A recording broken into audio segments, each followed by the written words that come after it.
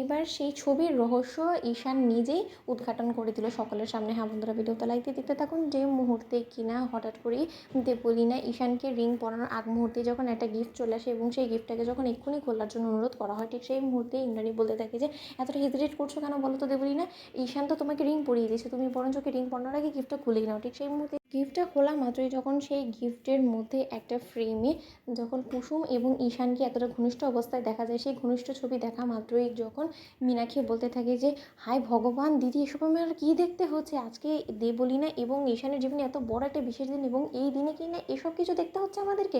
অন্যদিকে যখন ইরানি বলতে থাকে যে এসব কী ঈশান, এর মানে এটা কী।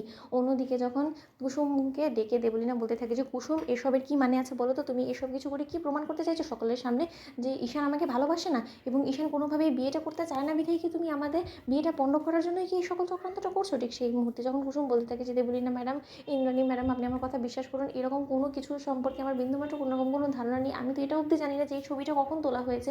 অন্যদিকে যখন ঈশান বলতে থাকে মনে মনে যে এই একটা সুযোগ, এই সুযোগে যে করেই হোক না কেন দেবলীনার সঙ্গে আমার এই এঙ্গেজমেন্ট আমাকে ভেঙে দিতেই হবে এবং এই সুযোগটা কোনো মতেই হাতছাড়া করা যাবে না। অন্যদিকে যখন ইন্দ্রাণী গাঙ্গুলি বলতে থাকে যে ঈশান এই সম্পর্কে তুমি আদৌ কোনো কিছু জানো, তখন যখন আয়ুষ বলতে থাকে যে আমি ওকে জিজ্ঞেস করছি ঈশান তুই চুপ করে রয়েছিস কেন, কিছু বলছিস না কেন, বল, সকলে তোর উত্তরের অপেক্ষায় রয়েছে, তো সকলে তোর দিকে তাকিয়ে আছে।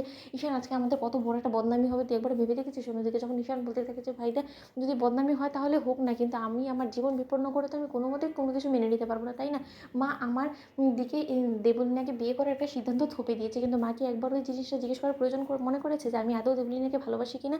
এখন তোরা এই ফ্রেমের মধ্যে যাকে দেখতে পাচ্ছিস সেই মানুষটাই হল গিয়ে ওই মানুষ যাকে কিনা আমি মনে প্রাণে ভালোবাসি এবং হ্যাঁ আমি সকলের সামনে চিৎকার করে বলতে পারি যে হ্যাঁ কুসুমকে আমি ভালোবাসি। অন্যদিকে যখন আয়ুষ বলতে থাকে যে ঈশান তোর কি মাথা খারাপ হয়ে গেছে, তুই সব কী উল্টোপাল্টা কথা বলছিস বলতো।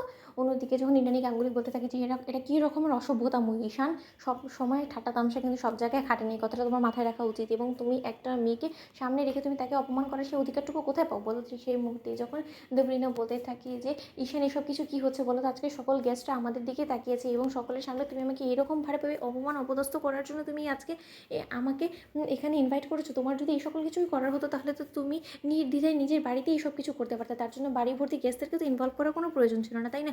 অন্যদিকে ঈশান বলতে থাকে যে আমি যদি ঘরবন্দি ঘরে এইসব কথা বলতাম তাহলে কি মা একবারও কানে তুলতো এই কথাগুলো, তার জন্য তো এইসব কিছু বাধ্য হয়ে মা আমাকে করতে হলো। অন্যদিকে যখন কুসুম ঈশানকে বলতে থাকে ঈশান বাবু আপনি কী সব কথাবার্তা বলছেন বলুন তো, যেটা সত্য সেটা বলুন, আপনি আপনি সকলের সামনে কেন আমাকে অপরাধী প্রমাণ করতে উঠে পড়ে লেগেছেন বলুন তো, যেটা কিনা আমাদের সামনে আমাদের মাঝখানে ঘটেনি সেটা নিয়ে আপনি কেন কথা বলছেন বলুন তো। অন্যদিকে যখন দেবলীনা বলতে থাকে যে এটাই কি তাহলে তোমার মূলত প্ল্যান ছিল আমাকে সকলের সামনে অপমান করার। কুসুম তো বন্ধুরা লাইক এবং শেয়ার করে সাবস্ক্রাইব করতে বলো না।